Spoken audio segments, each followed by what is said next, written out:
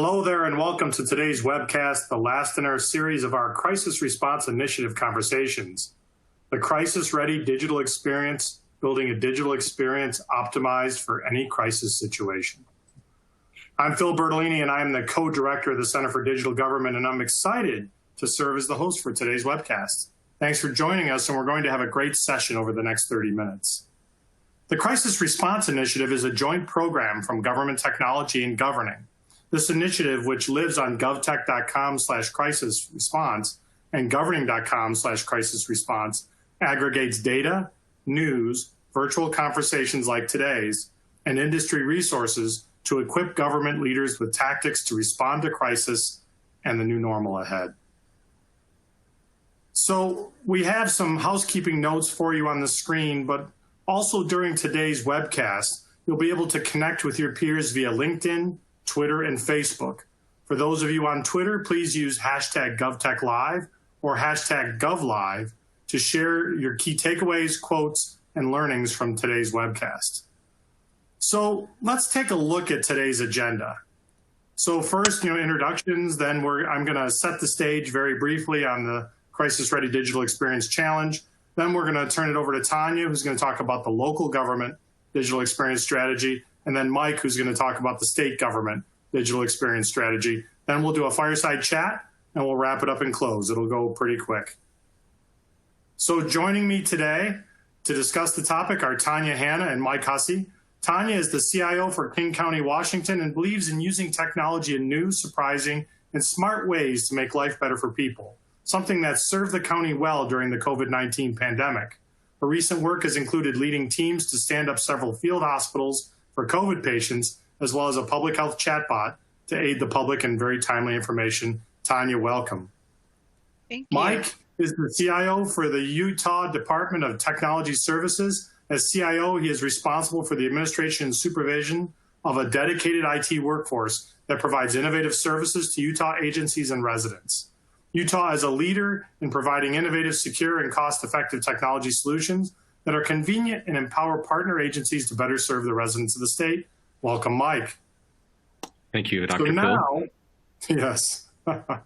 So what I'd like to do is really set the stage, if I could. The digital experience was put front and center during the pandemic, and governments were forced to work their teams remotely, forcing most government offices to close. What would governments do to continue providing essential services to their citizens? In many cases, they leaned hard on digital services, and it was a struggle, especially for those that did not move to digital services in previous years. Most governments have planned effectively for physical crises like tornadoes, wildfires, earthquakes, or hurricanes.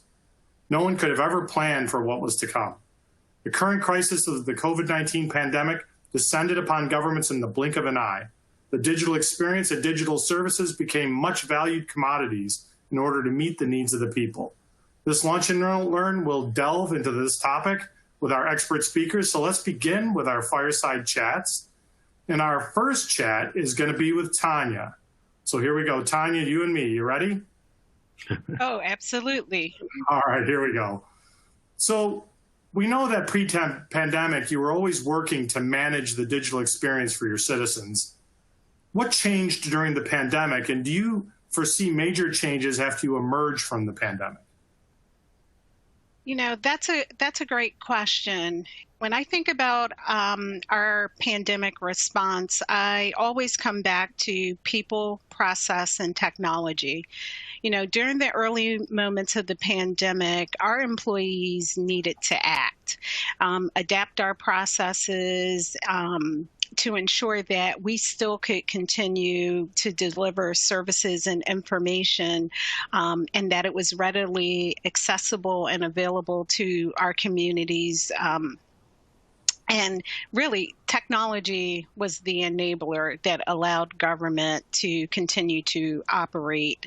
Our employees went remote, but still public health needed to continue to communicate information around symptoms, testing sites, provide data around, the infectious rates within the communities. And all of that highlighted the needs for online digital services, especially when we think in terms of business continuity.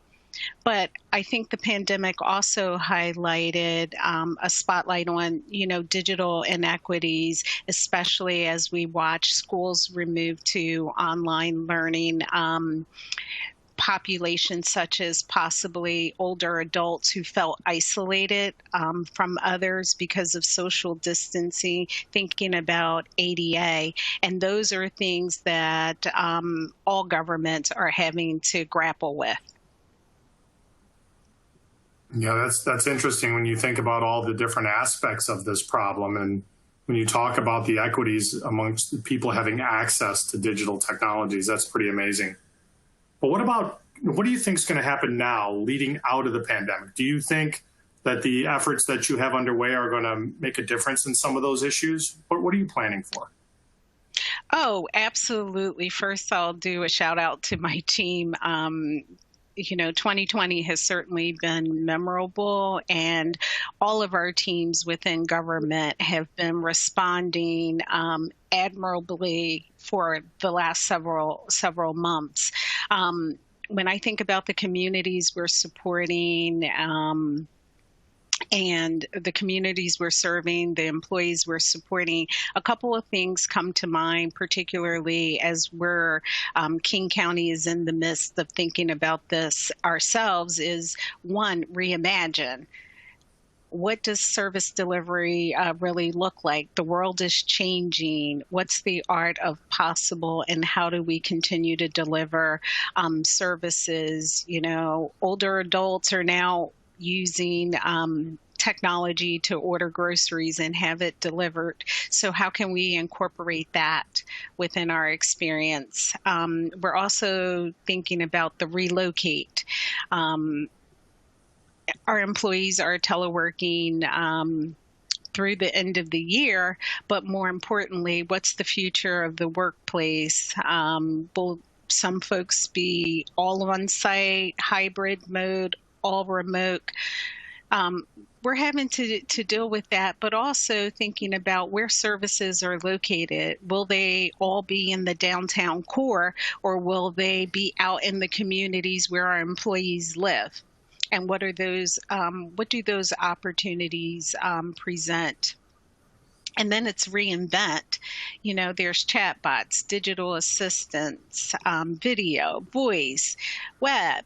How do we think about these technologies, incorporate that into our environments to really better deliver service, be more transparent, and also, ensure that there's equal access to services and information. A lot of governments are trying to deal with food insecurity, digital divide with schools. So how can we think about that?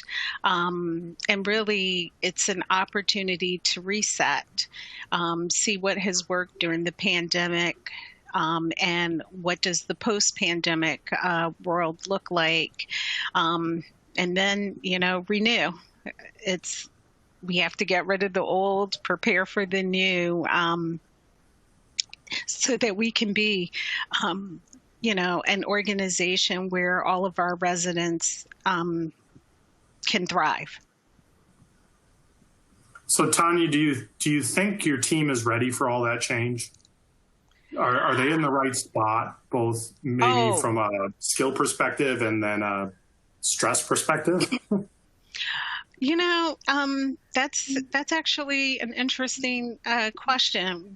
We have done a lot over the last several years to really help skill our employees, not only in new technology, but certainly methodology around Agile, Scrum, safe methodologies.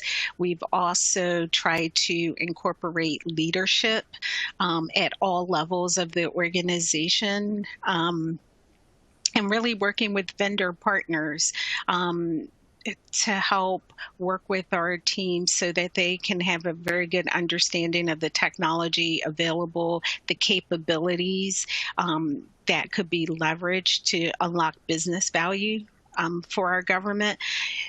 Those things will need to continue, like in the future, because technology is changing, roughly 18, 24 months. And so it's an opportunity for us to be our better selves. Very good, very good. Now, one last part of this that I'd like to see what your thoughts are. We're almost to the end of our section here, but what about county leadership? Is your county ready? Are they ready to embrace some of the work that you need to do to make sure the citizens get what they need? Oh, absolutely. Our county executive, Dal Constantine, has really encouraged his department leaders to use this as an opportunity to rethink how we were performing and delivering services before. What ways could we do things better? We've gotten a lot of data around, what the 2.2 million folks within King County, what they're looking for. So how can we better meet their needs? That's why we're looking at, moving our services from outside the downtown core, because whether it's trying to get to courts, whether you're trying to do food distribution, PPE, you really want to go to the communities that you're serving. And working with community-based organizations to strengthen the fabric of the local communities. So we're doing all kinds of things like that.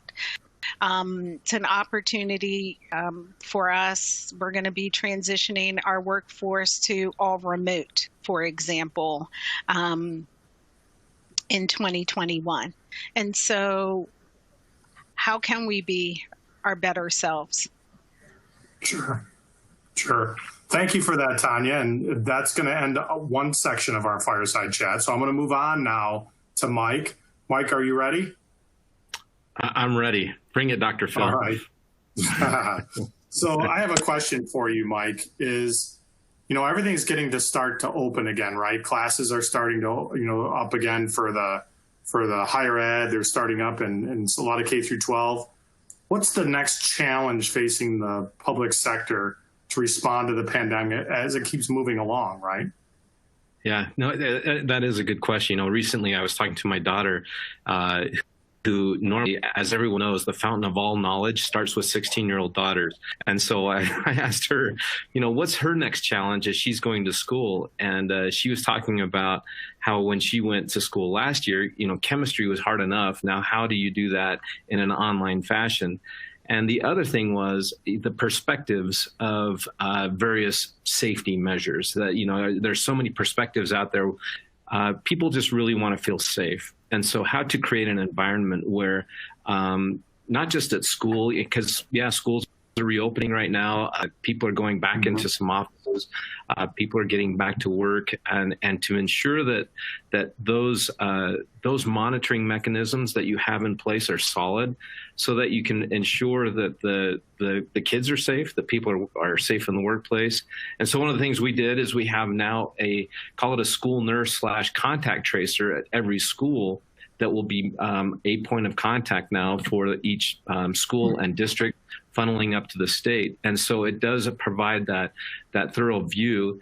And that's what our governor looks at, is this dashboard where all of this data rolls up, and you can have one dashboard to say, hey, are we missing something? Are we missing something that we need to be focused on?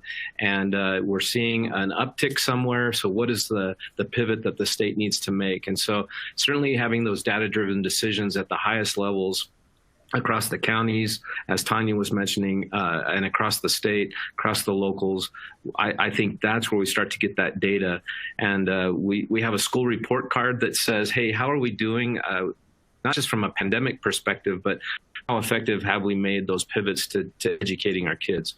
And so we're going to be monitoring a lot of things in the next little while to ensure that we haven't missed something. And I think that's that's going to be our challenge. But I also think that one of the main things, Tanya kind of alluded to it a little bit, is that we need to all work together, the cities, the counties, the state, the school districts, just to ensure that we haven't missed something, and we can make sure that teaching's as effective as it can be.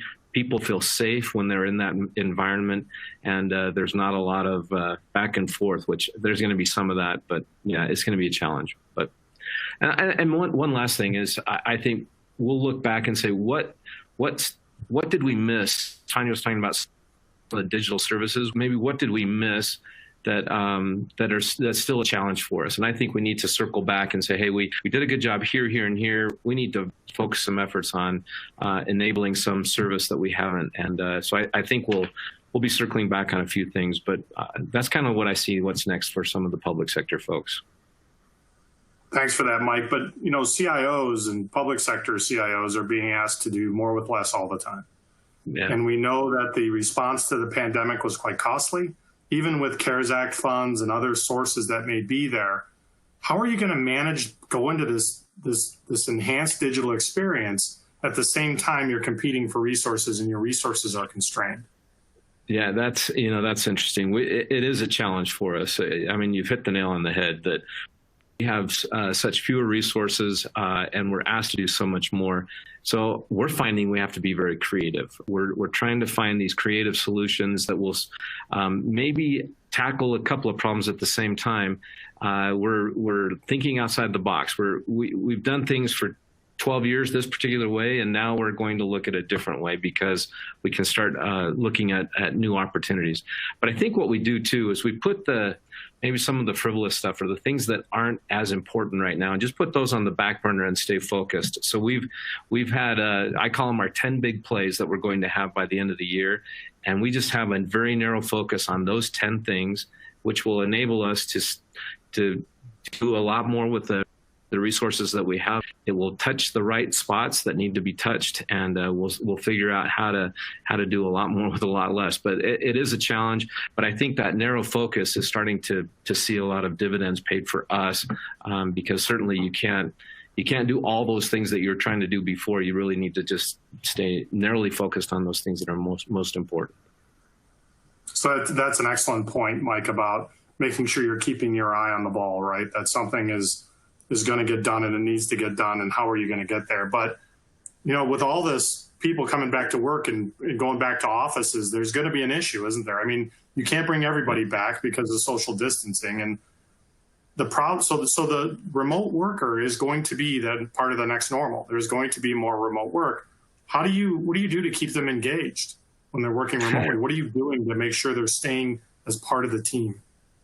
Yeah, that's a really interesting point, because our lieutenant governor already kicked off an initiative well before we got it thrown into this pandemic, and he saw the benefits of teleworking. So we were kind of chiseling away at that problem for a bit, and then of course the pandemic hits and we get really tossed into it. But you're right. You have everybody working remotely. People are starting to trickle into the office here and there, but many are really starting to feel disconnected. And so we're trying some competitions. One of the things that we've been doing is trying to create some little groups. People go on a walk together virtually. They'll have their phone. They'll be in a hangout together, and they'll go on a walk around their neighborhood. Or I've heard of some doing cooking shows together. We had a Photoshop the Boss contest, which that meant Photoshop me and see what that looks like. And it was funny. We have some very talented people in our organization, very creative, talented people, and it really showed in some of those things. We do these online trivia things. We're in the middle of a trivia kind of game where everybody's trying to submit things, and we give prizes out. We just send them out to their homes. Another thing we're actually doing right now is we call it Geek Madness. Since we always in March Madness, we always have our brackets. Well, we have Geek Madness where everybody turns in a bracket and we roll dice to figure out who's the winner. And so we're trying to do the best we can to keep that engagement from a remote workforce, which you're right, it's challenging. We have a few people coming back here and there. Some of the areas in Salt Lake City itself is still at our orange risk level, which is the second highest. Most of the rest of the state is not there. So we have kind of an imbalance on who's coming into the office, who's not. So I see, you're right, the new normal, we will be teleworking.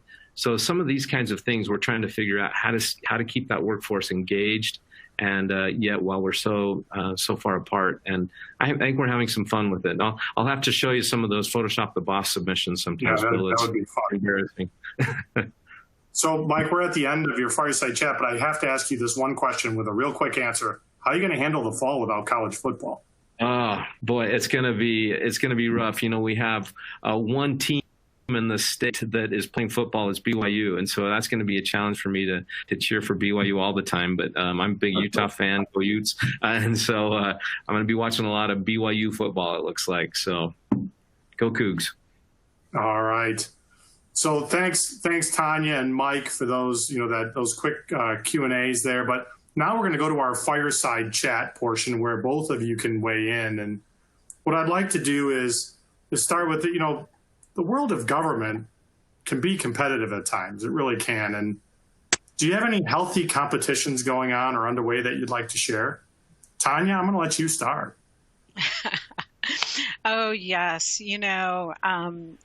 Mike and his team set the bar for digital experience, particularly the web. And so that has always been a very high bar for me, and we're going to crush it when we go live with the new kc.gov. We're going to crush Mike and have the best experience in government, which I am super excited about. And plus, I think we are certainly leverage technology, chatbots, although he has blockchain, so I have to catch up with him in that area. Mike, how about you? Well, as you can see, Tanya won the eyeglass competition today. I mean, she crushed it there. But I like this healthy competition. I think it really, the winner is the citizen. And so I'd love to see what Tanya's going to do. I love those kinds of things where it pushes everybody. And I think all the boats in the harbor are raised because of that. And so certainly this healthy competition is great. A couple of weeks ago, we had the CISA cyberstorm exercise that was going on, and you could see the best of the best doing what they could. It was not really a competition, but you got to see everybody else doing better, and it does push the envelope on how things go. And so I'm seeing some of the things that Utah's doing. Actually, the CISA exercise was a global exercise, so it was following the sun with all of the groups, and it wasn't just public sector, it was public, private. Just about everybody that you can imagine was on there, airlines, National Guard units. And so I like to see these also from digital services perspective, we're always trying to think of creative ways. We like to plagiarize what other folks do.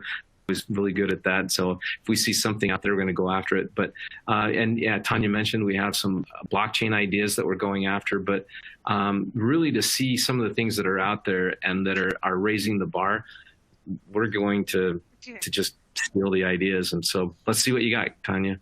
Yeah, and I think the interesting thing about government, unlike the private sector, we are free to share the stuff that we're doing to help, as Mike says, raise all boats, right? We're better together.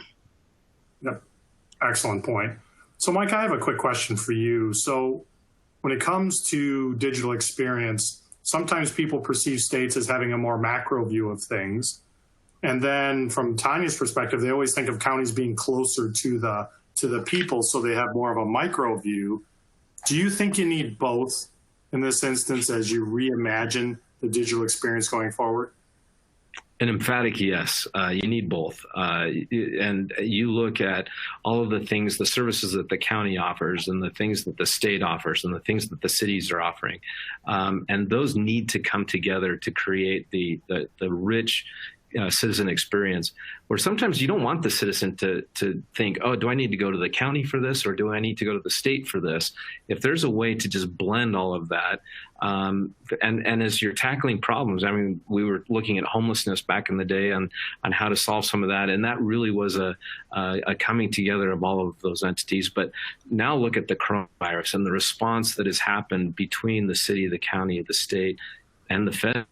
To bring that response all together, that's a must. And to get that data, to share ideas, like I said, to share data, which is really kind of monumental for some of us to actually cross some of those boundaries, is huge. But again, the citizen needs that. The citizen needs us to cooperate and to figure out how to share data and to share these experiences across these boundaries. So Tanya, what do you think about that, from the macro and the micro, and the ability to almost work together, but maybe have a little bit of a different view on what's happening? I agree with Mike.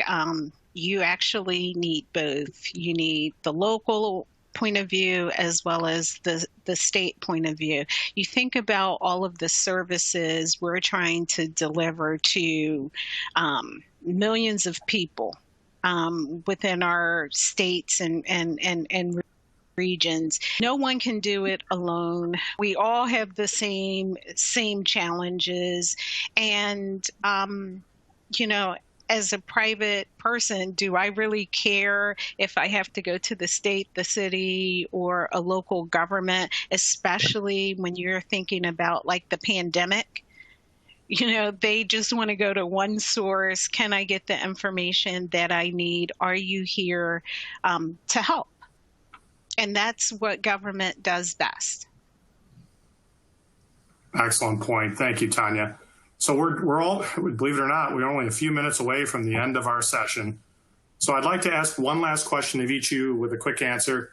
What's your advice for the governments that are watching today? If you had to look at digital experience, what's the number one thing you'd say they should go after? Tanya, I'd like to start with you. First off, for me, it's thanking our employees. They have done an incredible job dealing with all kinds of obstacles thrown at them over the last several months, whether it's economic fallout or just the pandemic, hurricanes. In Mike's case, it was an earthquake earlier this year. Right. We need to remember that our employees are people too. And so definitely thanking them. But also the other point is urgency. So much is happening. I don't think it's going to slow down. So how do we continue to move forward? Excellent. Thank you, Tanya. Mike, real quick, with your advice, number one thing. What's the only thing you should go after? Jamaica. Go get out of town. Go to take a vacation. I think what I was talking about earlier is that narrow focus. I feel like Tanya was talking about our workforce and how great so many folks are. And I feel like we have a bunch of Clydesdales out there that are just workhorses and doing some great things, and how to keep them narrowly focused on the task. So find your top 10 and just narrow in on that focus. And then you'll be able to take that vacation to Jamaica.